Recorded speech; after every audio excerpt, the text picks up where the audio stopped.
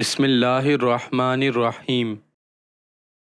حضرت ابو ہریرہ رضی اللہ تعالی عنہ فرماتے ہیں کہ رسول اللہ صلی اللہ علیہ وآلہ وسلم نے فرمایا کہ ایک شخص تھا، اس نے کبھی کوئی نیکی نہیں کی تھی، لیکن جب وہ لوگوں سے لین دین کرتا تو اپنے غلام سے کہہ دیتا کہ دیکھو جو آسانی سے مل جائے وہ لے لینا، اور جس کے لینے میں عسرت اور تنگی ہو اس کو رہنے دینا اور درگزر کر دینا۔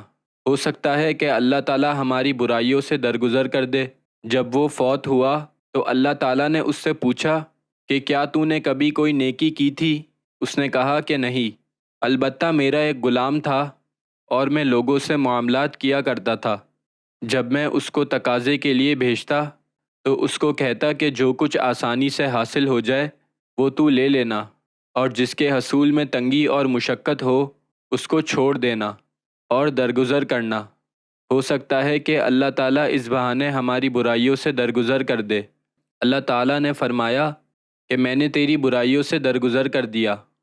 اس حدیث مبارکہ سے لوگوں کے سامنے نرم رویے سے پیش آنے اور ان سے درگزر کرنے اور معاملات میں حسن اخلاق کی فضیلت ثابت ہوئی، اور اللہ تعالیٰ کی وسعت اور رحمت معلوم ہوئی، اور یہ پتہ چلا کہ تھوڑے عمل سے بھی عظیم اجر حاصل ہو سکتا ہے۔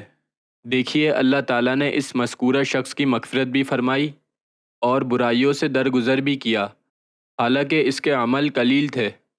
بندے ایک دوسرے کے ساتھ جیسا معاملہ کرتے ہیں، اللہ تعالیٰ بھی اس کے مطابق اس کے ساتھ معاملہ کرتے ہیں۔